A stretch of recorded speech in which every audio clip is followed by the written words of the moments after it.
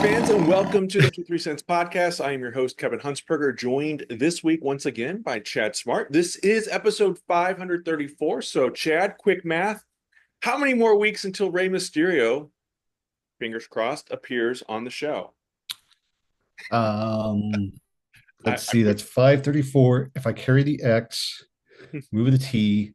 Are we using wrestling math? well, it's one of the greatest years in wrestling. I'll give you that. 85, 1999. Oh, 1999. Stop. 85 episodes away from hopefully Rey Mysterio appearing on episode 619.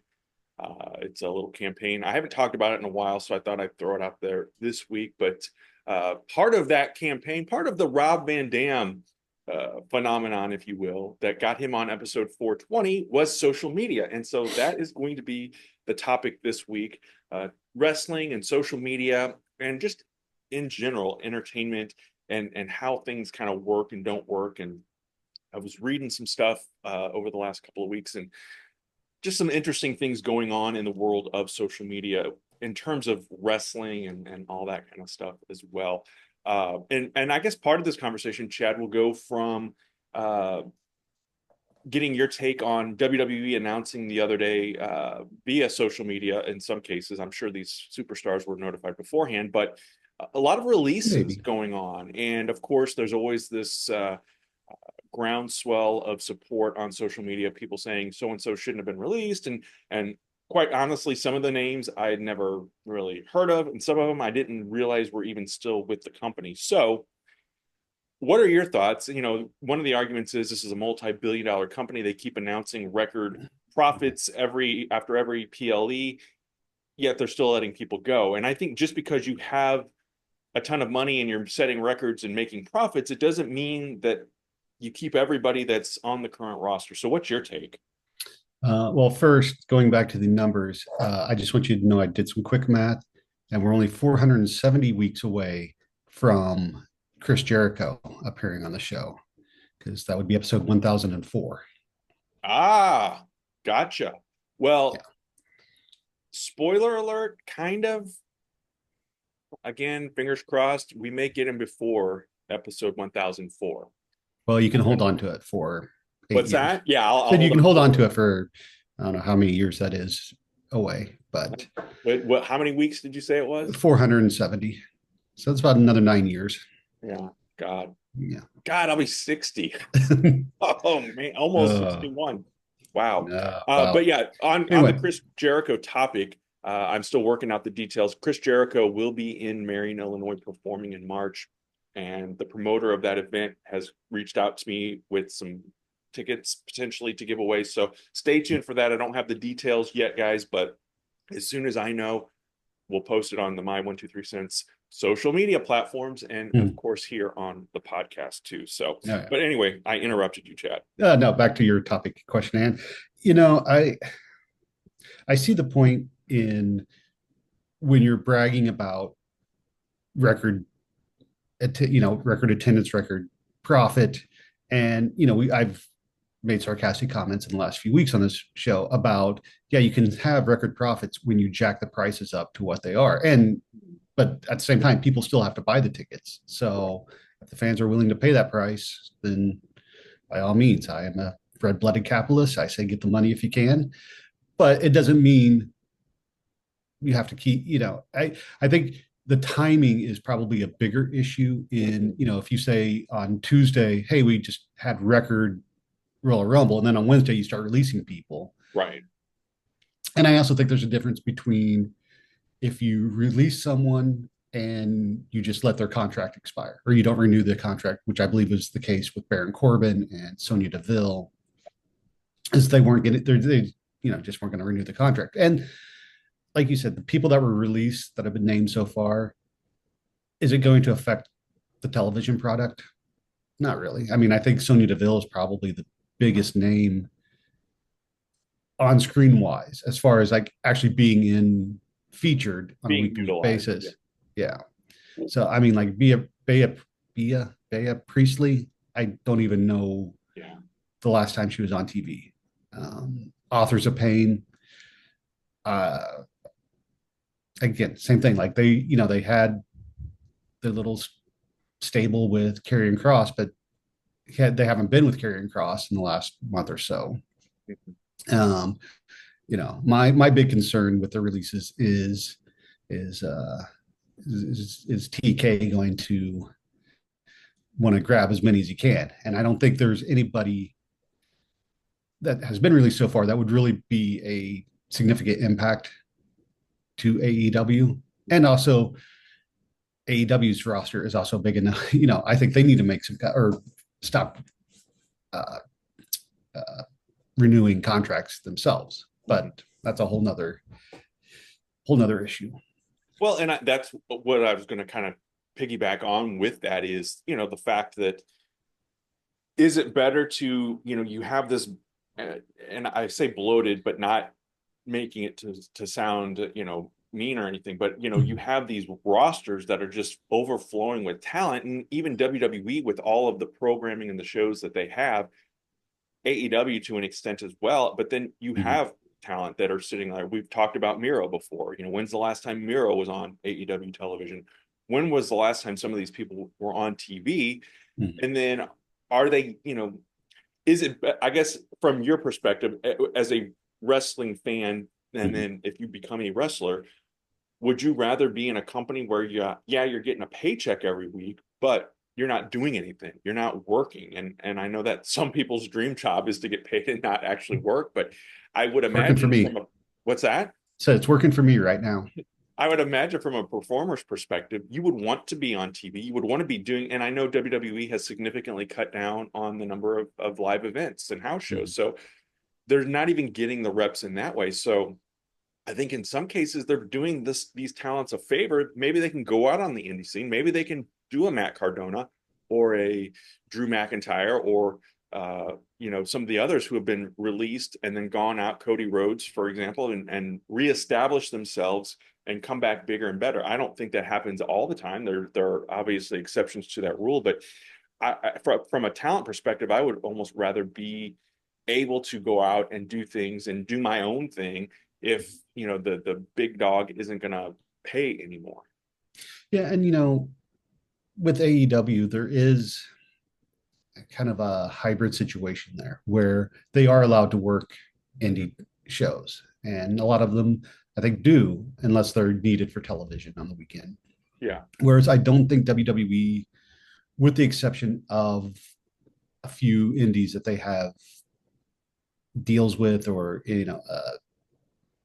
alignments with, they don't really send people out to do a lot of indie shows. And so, but again, if you're getting a guaranteed contract and you don't have to bump, you're not putting the wear and tear on your body. So I guess it depends on where you are in your career and where you think you can be, because we see, like you said, with Matt Cardona, Drew McIntyre, Cody, all of these guys, when they were in WWE the first time, were not at a position that, with Drew and Cody, that they obviously are now. They weren't at that level. And I don't think they ever would have gotten to that level had they not left, because whether management pigeonholes you into where they want you to be, and you have to show them that you can do more than that.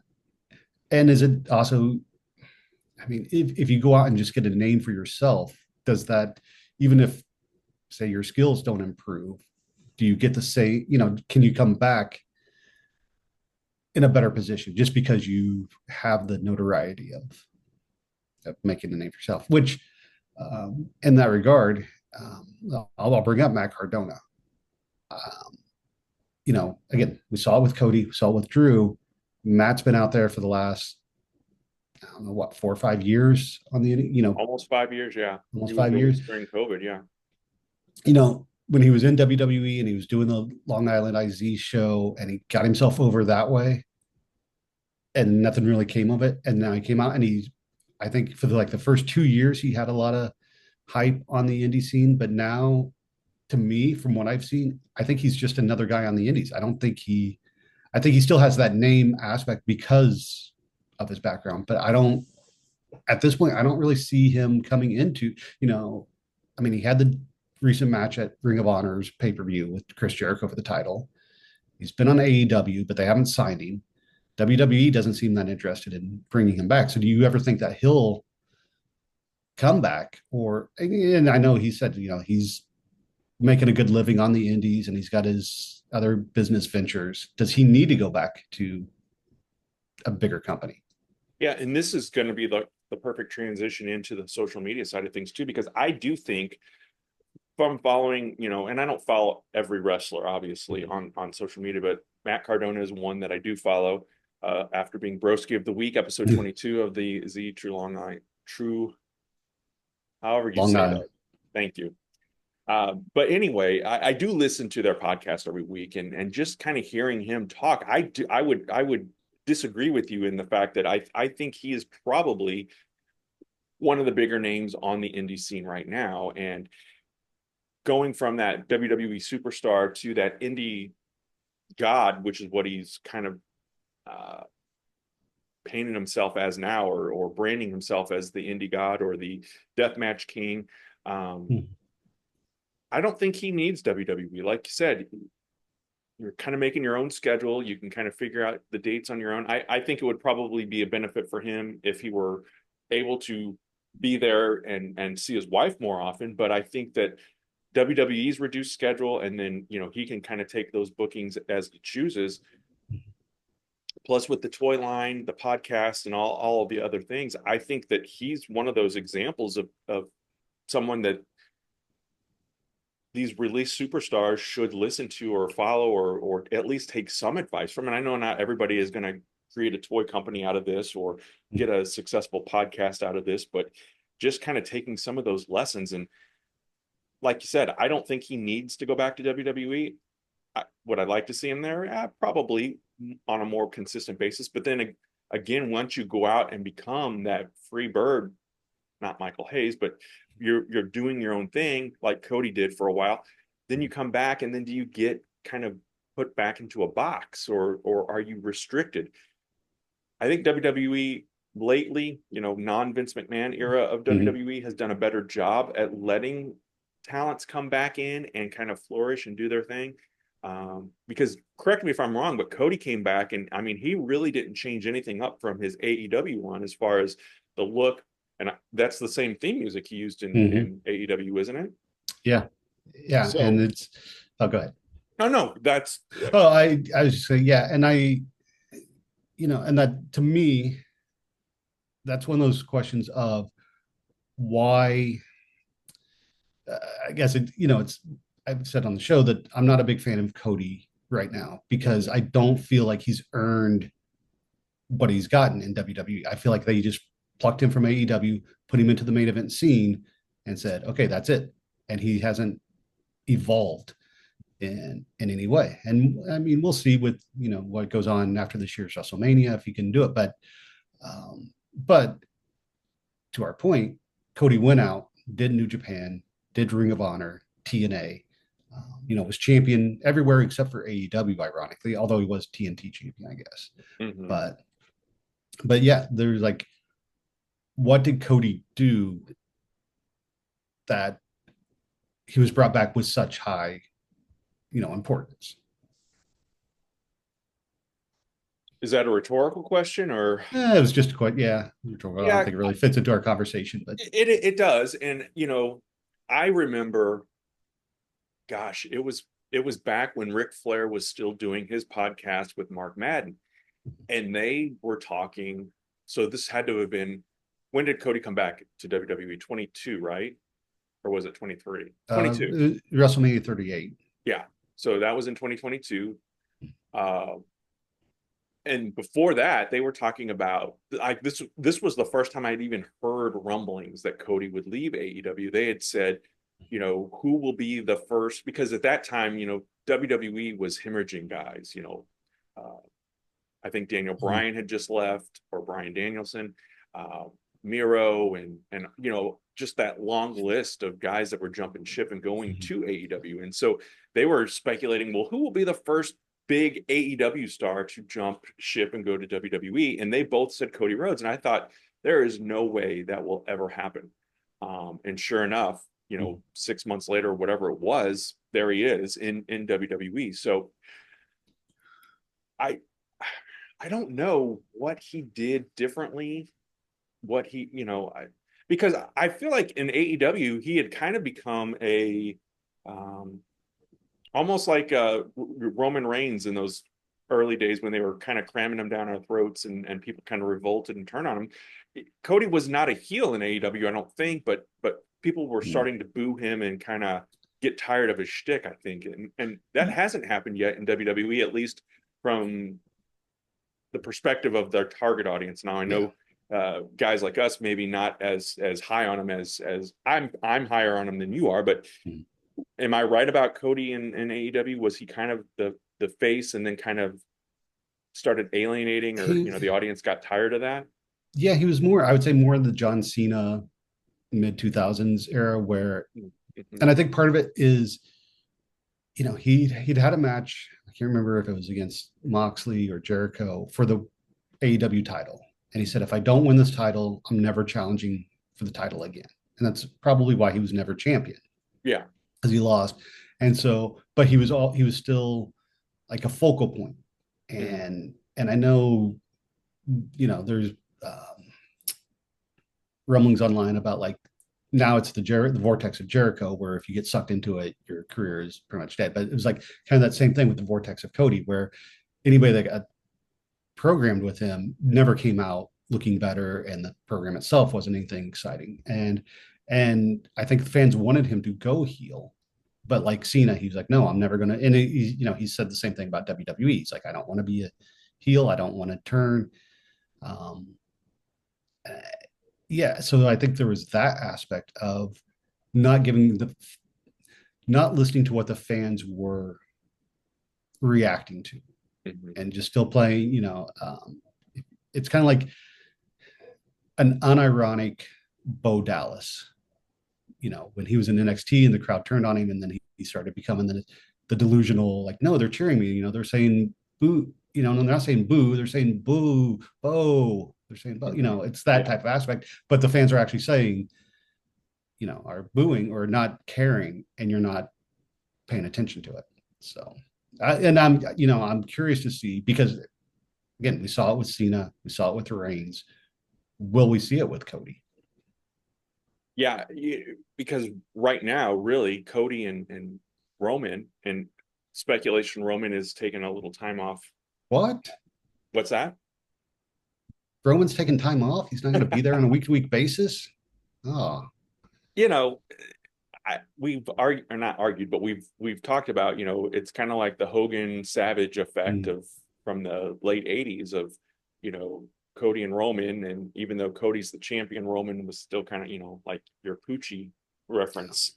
mm, Um, so yeah, it's interesting to see it. It'll be an interesting watch as we build up to WrestleMania, where we're going to go with matches, and we'll speculate more and talk more about that in the weeks that come. But with social media, mm, everybody kind of has that front row seat. Everybody has an opinion. Everybody can weigh in. I mean, I can't imagine how things would have looked in the 80s and 90s if social media were in the forefront. I mean, when we first started watching wrestling, we didn't have internet access. So, yeah. uh, you know, probably 10 years into our fandom, finally, then internet comes into play, and you kind of get a sneak peek at some things because of the message boards and chat rooms. And Mm, are you really chatting with these wrestlers that are in AOL chat mm, as they pop in and that kind of thing? But, um, you know, I make my living in social media based on my job, um, my real job, and then also with this podcast and with the vlog and the things that mm. I try to do to build up and get a following and whatnot. So I love social media for those aspects and those regards, and you're able to connect and stay connected to people or reconnect with people. I see the downside of that though, and I see where it takes a toll on people's mental health, or it can have a negative impact. It can be things that cost people jobs. We've seen, people lose jobs over things they've posted or things that have been posted about them on social media. So it's a double-edged sword. And I think in the wrestling world, it's different than any other form of entertainment, sports or movies, TV, music, any other genre, because it's the characters, but it's also the real life person. And we're seeing things sometimes from those characters on their social media that aren't falling in line with storylines and whatnot. So, it would be like, uh, this is a bad example, but Mark Hamill and uh, uh, James Earl Jones, posting pictures hanging out together on the set of Star Mm. Wars back in the day. Luke Skywalker and Mm. Darth Vader are enemies, even though they're father and son. But you know what I'm saying. You know what I'm trying Yeah. to say anyway. But it is kind of a weird, slippery slope with the social media aspect, and kind of ruining kayfabe. And is kayfabe even it doesn't matter anymore? Yeah. And then if they do stay in kayfabe, Mm-hmm. then they could get labeled jerks or, Right. worse. And, like, why are you treating your fans that way? And it's like, Yeah. well, because that's their job, It's it's an interesting aspect. And I think, as a longtime fan, it is a double-edged sword because there is part of it where you're like, okay, I get to know the person better. And, if you see what type of person they are on the outside, you might become a bigger fan of the person. Mm-hmm. But at the same time, it's like it takes away that mystery or that, who the character is, when I've used I think I've mentioned on here before, but I went to Great American Bash 1997, I think it was, WCW, and I met Mortis, Chris Canyon, at the hotel. He wasn't in costume, and actually, when we walked up to him, it took us a while to realize who he was. Mm-hmm. But James Vandenberg was with him, and so we're like, oh, can we get? He's like, you want an autograph? I'm like, sure. So he brought out his 8x10 of him in the Mortis costume, and Mortis was this pit fighter character, evil guy, and he wrote to Chad, best wishes, Mortis, and I'm like, that doesn't really fit the character, It's like, Right. and he was also very friendly, and R.I.P. to Chris. It's like, too bad he's not still with us, but it's that thing where it's like, where do you play the character and where do you play the real person? I guess so.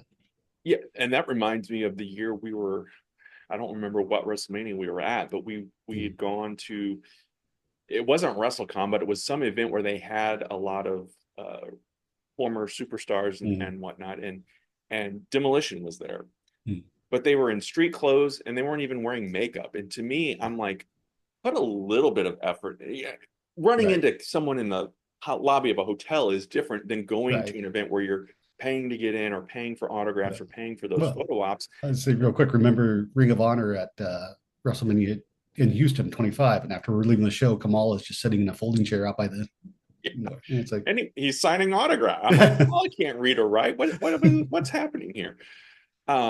So yeah, it is again, it's that genre, it's that weird mixed blurred line of, I think we were going back and forth about the Honky Tonk Man at the yeah, Royal Rumble WrestleCon was doing pictures for like what, $40 or what, $60. $60, whatever the cost was. And I'm like, he probably won't even be in the jumpsuit, he'll be so Yeah.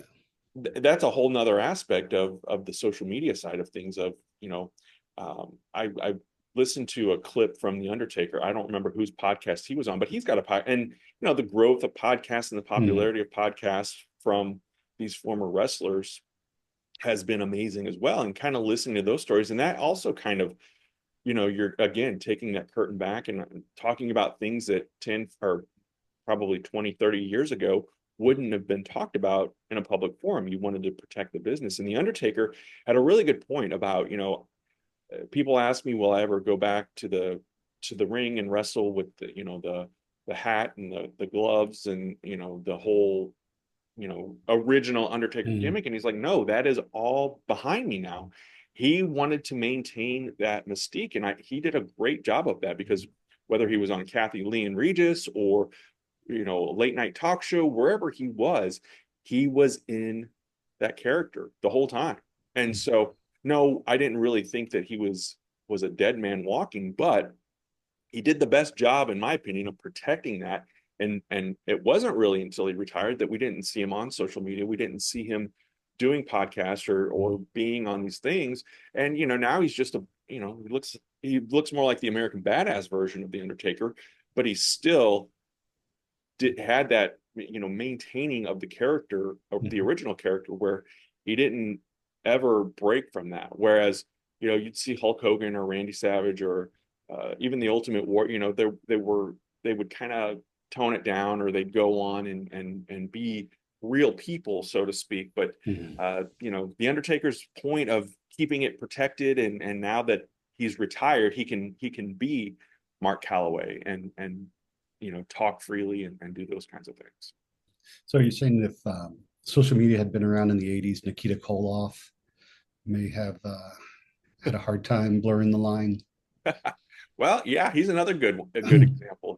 I mean, he legally changed his name to Nikita Koloff. So And spoke Russian for 7 years. yeah, yeah, he did. There was someone else that I was really surprised to learn that they were not what they had Skinner. claimed to be, and I can't remember who it is now. So yeah, sometimes they do a great job Mm. of maintaining. I thought Lana actually in her original No. run did a good job of, you know, being in character and kind of maintaining that character. But does it bother you as a fan? And I know we're in our 50s now, so we probably really ultimately don't give a shit, but you know, does it take away from the product, I guess, if when I'm just going to use this, the first thing that popped in my head, Cody Rhodes and MJF were in a blood feud in AEW there for a minute. And then if we see them hanging out at Disney World together or at the beach taking pictures together, does that ruin the moment? Does social media, where in some cases probably more people are seeing those posts than are actually watching the product, does that ruin the story that's going on? You I'll go back to the early days of TNA and Mm-hmm. Ring of Honor.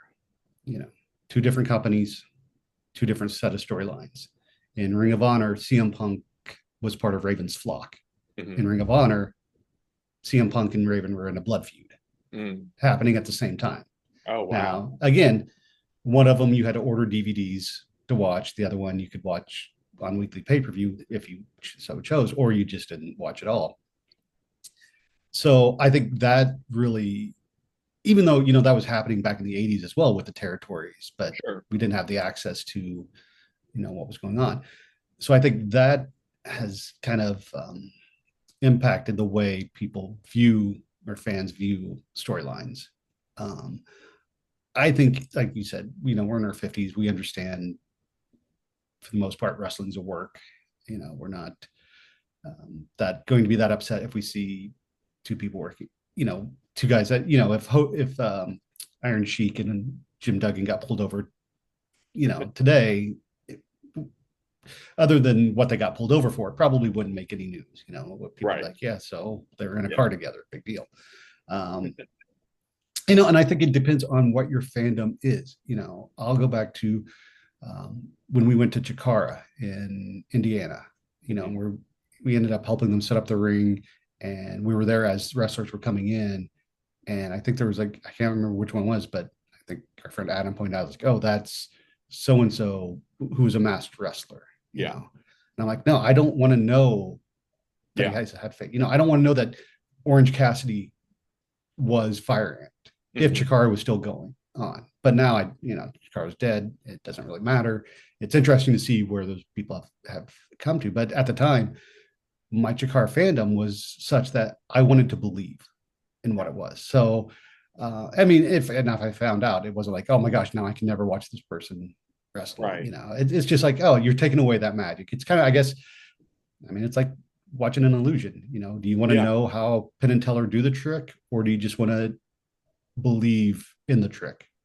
Right. Because I know that, like, and again, I'm going to go back to these podcasts, but on the Conrad Thompson podcasts, he has for years tried to get Bruce Pritchard to reveal the secret behind the Buried Alive match. And even in Stride, we did a Buried Alive match, obviously not to the level of it that WWE is doing it, but I kind of know the secret sauce, but I don't want to see it. Like you said, I want to still suspend that Yeah. belief How did and they get the ring to collapse? yeah, I don't, yeah. I don't want And, to know. it's funny because that I think I've told this story before. We were at the Thunder where the Giant destroyed the ring, and we were getting B-roll video of the ring setup that day, and Doug Dillinger came over and yelled at us about it. And I don't know if he yelled at us because they didn't want to show how they set up a ring, or if it was because they were doing something different to it. Because that was the first time I'd ever seen a ring be set up Yeah. before. So I couldn't tell you if they were doing something magical to it or not. But again, we want to be surprised. We want to suspend that belief. And uh, as you were saying, something about Chikara. Okay, yeah, it came back to me as I was thinking about it for a long time. And even I still, because when Sami Zayn went to WWE, there's not a famous, but between us, there's a famous picture with El Generico. And I had posted something and tagged Sami Zayn in it. And I remember a couple of indie guys that I had worked with in All American Pro Wrestling had said, "Hey, that's not Sami Zayn, that's El Generico." And so I still, when I repost that picture, I always say, "Hey, Sami Zayn, can you let El Generico know, Yeah. that we're thinking about him or whatever?" So, but yeah, I do agree with you in that I think there's a population out there that wants to know everything and wants you to know that they know everything. But I mean, I know you have seen things and heard things that you shared with just me that we've kind of kept, in the Mhm. in the vault, so to speak. But there is that, for whatever reason, that need for people to kind of be like, "Oh, I knew," or "I was right," or whatever the case may be, and not just sit back and enjoy the ride. And that's And, go ahead. go ahead, finish your thought. Oh, well, I was just going to say that's why for me, Royal Rumble, WrestleMania, Survivor Series really are the three shows that I want to watch live. Live. Everything else I can get and they're not spoilers by that point, but I can watch online on social media and get those clips and highlights. But those three I really don't want to know anything beforehand. So that's why I try to avoid social media, especially with the Royal Rumble, because they're like, so and so is in town, so and so is in Yeah. town. And there have been a few years where that has kind of spoiled the moment. But now, like I think we talked about last week, with WrestleCon being a part of the weekend, anybody could be in town, and it's not Right. necessarily a Royal Rumble spoiler. So, Yeah. Well, in that regard, with everybody wanting to know everything and with social media, I don't, not only social media, but also wrestling news, using the mhm. Z at the end, news sites where it's like they'll post headlines or stuff that are spoilers. And it's like, why spoil it? Granted, if I don't want to be spoiled, probably shouldn't be on the site. But instead of saying saying tag team championship changes hands at blah blah blah, just say title changes, or just say big events happen at the show, and then let the person reading it click on the article if they want to read. Yeah. And actually, if you tease it more, it might be more clickbaity than if you just tell what the thing what the story actually is. And then the same thing with guys backstage, or um, when somebody's contract is expiring, or if somebody gets signed to a different company. It's like, why do, and again, you and I have been on the internet for the past 25, 6 years now, Mhm. closer to 30 probably. Yeah, it is. And I remember, when I first got on when the internet was first on, and I found Scoops Wrestling and Mikasa Wrestling, and I'm like, that would open my eyes, because I didn't know, I wasn't an avid Aftermag reader like you were. I'd read them, but I didn't know who Dave Meltzer was until the internet came around. Right. And I was a better off for that, not Sure. knowledge of things. But I was like curious about, and especially in those early days, 96, 97, when you had the NWO and you had the Montreal screw job, and like all this news coming out was like, oh, this is exciting, getting to know the behind the scenes. And I've often said, a lot of times the behind the scenes is more fascinating than what's on screen, which, Mhm. is why you read the news. But now I'm like, I don't need to know you know, the stuff I want to see now is more like reviews and um, just information about like ticket sales, appearances, that type of stuff. I don't need to know the ins and outs of everything that's going on. Yeah, and that's, last week when Charlotte won the Royal Rumble, the meme started with, because I think it was the day after or 2 days after that, then they announced that Charlotte Flair and Andrade are Mm, divorced or getting divorced or whatever. And then the memes of comparing Ric mm, Flair's title reigns yeah. and Charlotte's title reigns to the number of divorces and those kinds of things. And that's, you know, that again, I guess that's part of the public life. That's part of the whole wrestling Yeah. circle, if you will, that, uh, we talk about things that are those personal behind the scenes things. There's been speculation of Charlotte and Andrade separating or being divorced for years now, back when he was in TNA or in AEW. So it, it's very interesting to watch and kind of see some of these things unfold because you also had at the time when they first I think started dating, Andrade was being managed by Zelina Vega, and but then that so Mm, it kind of messes with, and I think another example is Dominic Mysterio mm. and Rhea Ripley. you know then they would post their own social media posts about they're with their wife, or Dominic's fiance at the time, and Rhea's with Buddy Myers, Murphy. Buddy Matthews. What's his name? Murphy. Buddy Murphy. He was Buddy Matthews in WWE though, right? Yes. Yeah. Okay. Buddy Myers, I'm thinking of Brian Myers. But anyway, um, so sometimes that again, that illusion, yeah, we know that they're not really, but then sometimes, Maxine Dupree, for example, is getting Mm, married soon. She's on TikTok. I don't follow her on TikTok, but her profile popped up on my scroll last night, and she does not use Maxine Dupree as her name. mm, It's her real name, but she's getting married and she's talking about getting married. And I went to the comments, and mm. in her bio, she does say, WWE superstar Maxine Dupree. Every comment, or just about every comment, was, "Oh, is Otis coming to the wedding? I can't wait to see Mhm, Tozawa there dancing." And I'm like, she's posting like a genuine, legitimate, "Hey, this is my life update" kind of mhm. thing. And it kind of got hijacked by fans, which I guess to an extent, if that, but Tom Hanks posting something, people aren't going to go on and say, "Run, Forrest, run to the Yeah. altar." That. So again, it's, to me, it's just such a fascinating, and we could talk for days probably about this topic, but Mhm. it's so weird to me that the way wrestling fans then also react to wrestlers and storylines and news and things versus how they would react to a football game or a movie or a music Mhm. concert. Yeah, and I think it goes back to what we've said many times before about the separation of reality versus on-screen character and how that is often blurred in, because like you mentioned Tom Hanks in Forrest Gump, we know Tom Hanks is not a Southern mentally challenged person. He's Mhm. a, California mentally challenged person. A kid, Tom Hanks. I was thinking about Chet Hanks. Sorry. Um, Oh. Um, but you know that's a difference. So if you saw Tom Hanks, on the street, you're going to see him as Tom Hanks, not Forrest Gump. If you see John Cena on the street, is he John Cena, a real life person, or is he John Cena, the actor, or John Cena, the wrestler? It's like, um, and especially got guys like The Rock who don't have varied roles in their acting, like which persona, it becomes a very much, how do you separate one personality from the other? But again, if you see them in real life, you should understand that that is an actual person and not the person that's on your television or movie screen.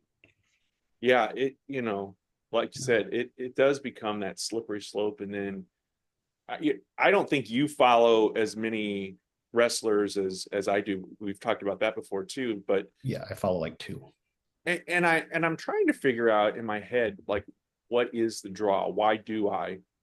And I'll be flat out honest. Some I didn't follow until I was trying to get them on the podcast, because it's like, okay, you're making this plea on social media for me to be on your podcast, but Mm, you're not even following me. So I look at that as almost a sign of respect to follow mm, someone that you're trying to, get into your world as well. So, mm, um, And then sometimes, and I do, again, at nearly 52 years old, I do find pleasure in when Matt Cardona or Jeff Jarrett or someone likes a tweet or retweets something that I've tweeted, because then again, it kind of helps with uh, that algorithm, that clout, whatever it is that you're seeking.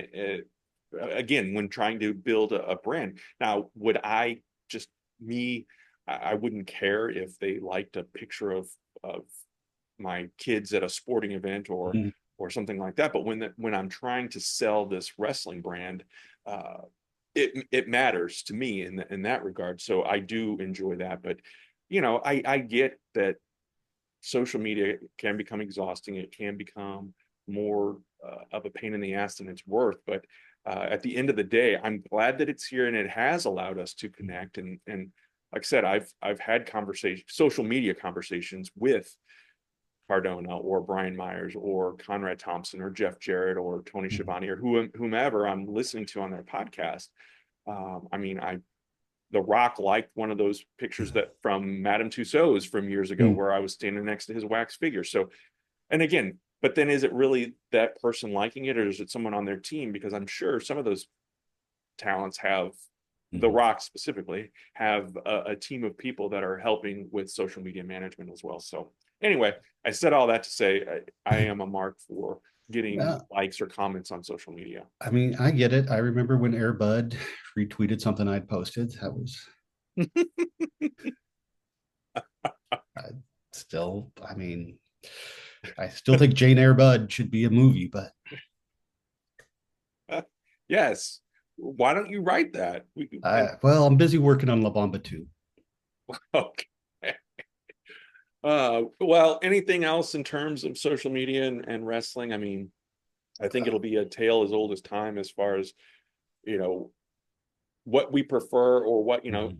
Glenn Jacobs has a Glenn Jacobs account on Twitter or X, but there's also a WWE Kane account. So I think he probably is one of the few that does that to separate, but he's obviously lives two very different lives too. So I don't think we need an Undertaker account and a Mark Calloway account or, those kinds of things. But Mhm. it is again an interesting look and an interesting conversation, at least in my opinion, because like we said, we're not, yeah, we like the matches and storylines and Mhm. whatnot, but I also like kind of the business side of things and the marketing, branding, Mhm. and what wrestlers do to build themselves up, and then does that hurt them in some cases? Matt Cardona kind of went on his own when he was Zack Ryder and did the YouTube series, and it Mhm. exploded. Nobody else at the time was doing that, and I feel like he almost got punished for having that idea and running with Yeah. it and doing it, and then they didn't really do anything much with him. He had a ebb and flow, kind of up and down tenure Mhm. there, but never really enjoyed the success I think that he was seeking at that time. Well, and that brings me to a point that I forgot to mention on our Royal Rumble Mm-hmm. recap show that I want to bring up now is Joe Hendry. Mm-hmm. I think Joe is probably like the new Matt Cardona in a sense that, he's got this um, viral marketing of, to where people, where he has a fan base, but I'm trying to figure out how I want to say this. Back in, I don't know, October, November, when the TNA NXT agreement started happening, talent, which switch from show to show or show up on show to show. Joe Hendry showed up, and people were like, oh my gosh, he's going to be at the Royal Rumble. He's got to be there. It's going to be great. Once his music hits, the place is going to go crazy. And that happened. And I feel like, yeah, once his music hit, the crowd reacted. But I don't feel like there was that groundswell of anticipation for him, like you would have expected 3 months ago. And even though he's now the TNA champion, it wasn't like, with Cardona, you would get the "We Want Zach" chants Yeah. during the show, unless I just wasn't hearing them. I don't recall any like "We Want Joe" or "We Believe" or Yeah. and when he came out, I think they focused on like two signs in the crowd for him. But so you know because social media is bigger now, even than when it was when Zack Ryder was doing his thing. Mm-hmm. You know, does does opinion or view get overinflated from reality? And how I'm trying to explain this is, a few years ago there was a show called Timeless on NBC, I believe, and it got canceled. And then like all of a sudden, my Twitter feed started being like, "Bring back Timeless," and I'm like, "Oh my gosh, this is a really popular show." And then I realized that it was just one person retweeting like anybody that mentioned Timeless. So Mm. I don't know how big the Timeless fan base really was, or if I was just, and I mean that's a bigger issue with social media too, is the false sense of importance of what something is, and echo chamber mentality, and a whole other topic that I can go down a rabbit hole. But first, I want to get your thoughts on Joe Hendry. Is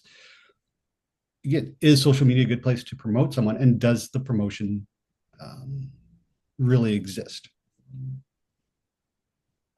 I see your point about like not hearing maybe the chance Mhm. or I think if that were a TNA show and they were anticipating or waiting for him, expecting him, Yeah. it would have been different. But I do think that yeah, Joe Hendry's phenomenon, if you will, has been inflated by the use of social media.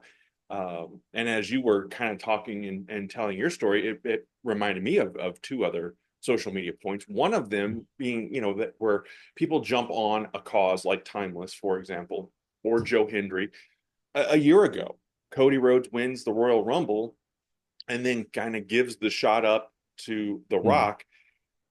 I think the lines are still blurred here. I don't know if I've ever heard anything official, but was that part of the story, or was it that social media revolt and the hashtag Cody Crybabies Mhm. who made a difference and got us back to Cody versus Roman and the championship change? I have a hard time believing that WWE was going to stay the course with The Rock versus Roman at last year's Mhm. WrestleMania. I could be 100% wrong about that. Um, but then I also do feel like it was a weird story and it didn't make a whole lot of sense. But then Mhm. Cody got the shot back, obviously, and you kind of expected that to happen. But we expected that at WrestleMania, or I expected that at WrestleMania 39, that Cody was going to Mhm. finish the story and win the championship. So do you think that that was the story, or what, or have you heard something different, or did social media influence WWE to make a different decision? I My opinion is social media did influence because the story didn't make sense. You And say that again. You think that, uh, that social I think media social media did? did influence Okay. the changing back to Cody because the story didn't make sense. Hmm. Because, The Rock comes out, challenges Roman, and then all of a sudden they're buddy buddy. Hmm. And yeah, that just, it didn't. And I think they, you know, hopefully they had learned the lesson with Daniel Bryan, nine Right. years or 10 years earlier. Yeah. And they said, okay, let's lean in. And I think also, with Vince not being there, and I think Paul Levesque is more uh, in tune to he doesn't have to stay the course. If he sees something is not working, or if there's something else, like, hey, okay, let's pivot and do this other thing. And I think, especially being a 2-day WrestleMania, I think the story played out better than had it been Roman and Rock and at the match. But I think, like I said, I think just the way the whole story came off, it just seemed too convoluted to be the original plan.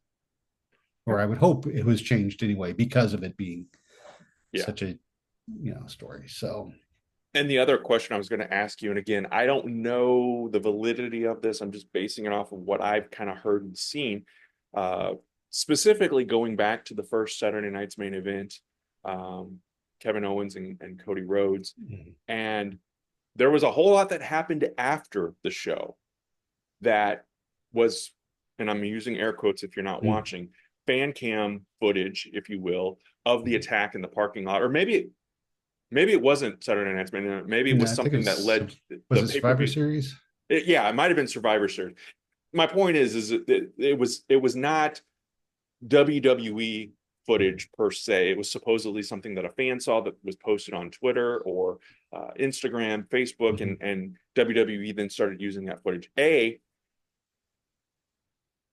If WWE is really truly going on, like maybe they're still rolling just in case, but if they are, because back in the day, you couldn't allegedly even take cameras into events. I remember leaving my little Kodak camera in the car when I went to the Bad Blood pay-per-view in 1997 because I looked at the ticket and it said something about no photography allowed. Oh, Um, yeah, I disregarded those rules. yeah, exactly. I'm a rule follower. So, in that regard, we've come a long way from putting that on a ticket to where it says no photography and allowed to now WWE using that fan generated content to tell stories. And if they are truly doing that, or if it's a plant or whatever, or if it's one of their social media people sitting out there and catching it, kudos to them, because they have me convinced that they are using fan footage then to help tell their stories. And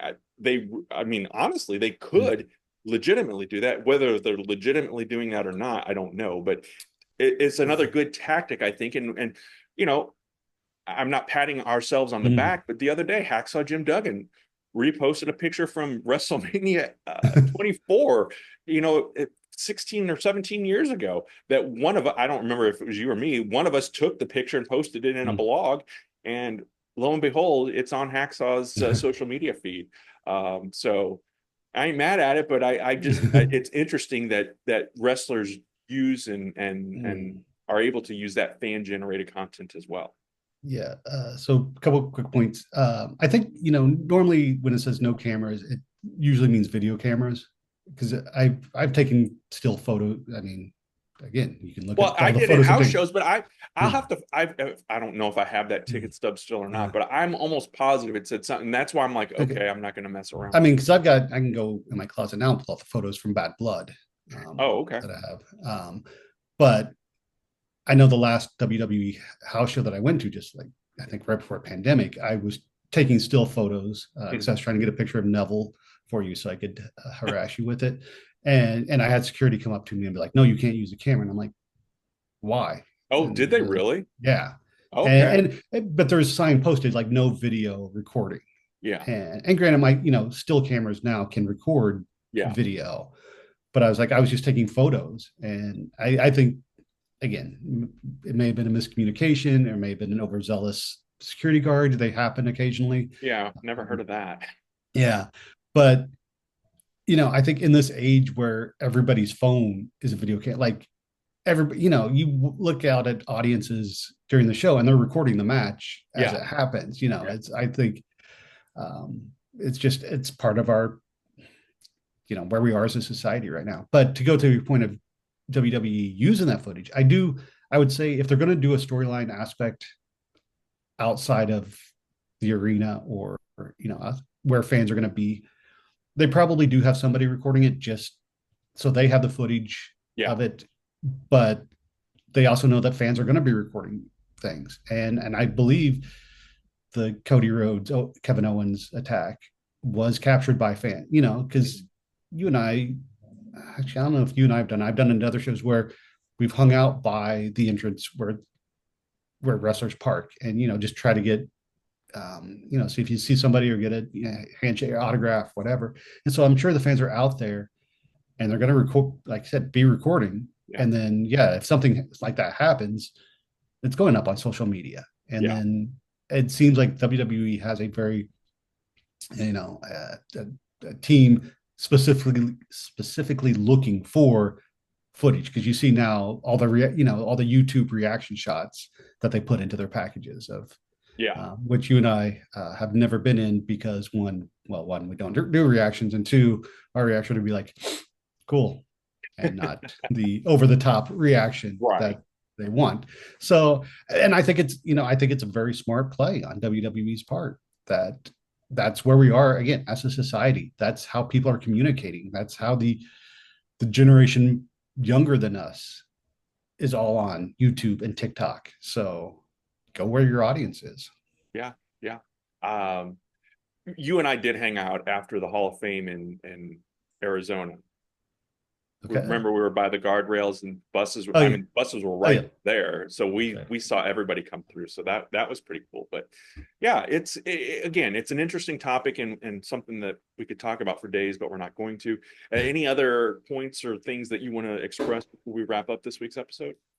I mean, I just put the disclaimer that social media, for all it's good, is also just as bad. And you Mhm. mentioned mental health, and it's just, for me, it's echo chamber mentality. It's like, go outside and touch grass, as they say now. Don't necessarily believe everything that you see on social media is true, and do your own research as well. Well said. Learn that the Dudleys aren't really brothers. Kane and Undertaker aren't really brothers. Edge and Sorry, Christian. spoiler.